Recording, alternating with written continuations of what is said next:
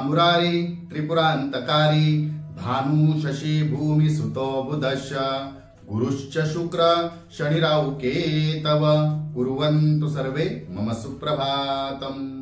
श्री गुरुदेव दत्त श्री स्वामी समर्थ सुप्रभात मंडळी। अध्यात्म कलियुगातल्या चॅनलवरती मी वैदिक ज्योतिषी गणेश शास्त्री शुक्ल आपल्या सर्वांचे स्वागत करतो।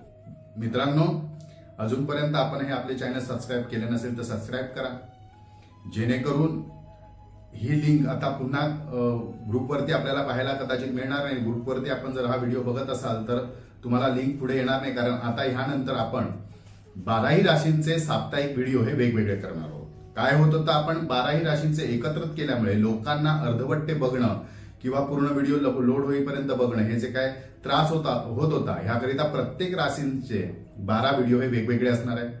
त्यामुळे 12च्या 12 लिंक एखाद्या ग्रुपमध्ये शेअर करणं जड जाऊ शकतं किंवा त्यांना त्या ग्रुपवरच्या लोकांना किंवा इतर काही त्रास होऊ शकतो। त्यामुळे सबस्क्राइब ग्रुपवरती लिंक येणार नाही किंवा लिंक शेअर करता येणार नाही। तर शक्यतो आपण चॅनल सबस्क्राइब केल्या कारणाने आपल्याला जो व्हिडिओ अपलोड होईल तर ताबडतोब आपल्या राशीचा आपल्याला पाहता येईल आणि त्याच्यावरची उपाययोजना सुद्धा करता येईल। तर आपले चॅनल अजून सबस्क्राइब केले नसेल सबस्क्राइब करा, बेल आयकॉन दाबा, शेअर करा, लाईक करा। साप्ताहिक राशी भविष्य 1 जुलै ते 7 जुलै सिंह राशीचे। सिंह राशी या सप्ताहात कलाक्षेत्राशी किंवा कलेशी निगडित असलेल्या जातकाचे खूप उत्कर्ष होणार आहे। म्हणजे अशा जातकांना चांगल्या संधी प्राप्त होणार आहे, उत्कर्षाचा दिवस ठरणार आहे, उत्कर्षाचा आठवडा ठरणार आहे। एखादी नवीन संधी आपल्याला उपलब्ध होईल, आपल्याला आपले कर्तृत्व सिद्ध करता येईल, आपल्या क्षेत्रातले आपले कर्तव्य आपल्याला कर्तृत्व सिद्ध करता येईल व चांगल्या कामामुळे आपल्याला नावलौकिक होऊन शाबासकी सुद्धा या सप्ताहामध्ये मिळू शकते।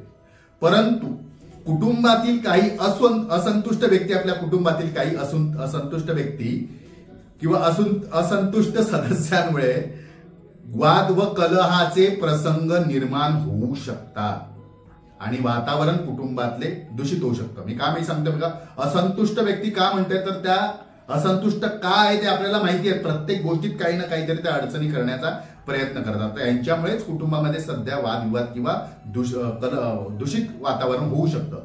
तर अशा सदस्यांना आधीच आपण सूचना द्या किंवा आधीच त्यांना ताकीद द्या किंवा त्यांना त्यांच्या मर्यादेत राहण्यासाठी, मर्यादेत ठेवण्यासाठी आपण कार्य करा किंवा त्यांच्यापासून लांब राहा।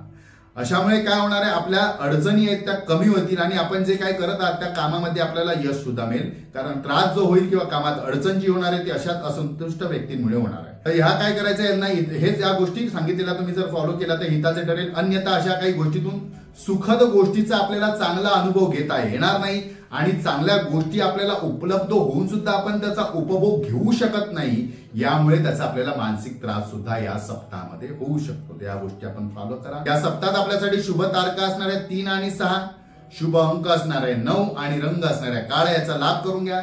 जर आपल्याला वाटत असेल सतत आपल्याला आजारपण वाढलेला आहे किंवा सतत आपण आजारी पडत आहोत किंवा काही आळसपणा आलाय, नैराश्यपणा आला असेल तर ह्या सप्ताहात 5 तारखेच्या शुक्रवारी जी अमावास्या आहे त्या अमावास्येच्या दिवशी शक्यतो काळ्या गायीला, काळ्या रंगाची गाय मिळाली तर अतिउत्तम, नाही मिळाले काळ्या रंगाचे चिठ्ठे जरी तिच्या अंगावर असतील तरी काळा रंग थोडा का असेना अशा गायीला 5 चपात्या साखरासहित किंवा गुळासहित मिश्रित करून खायला घाला।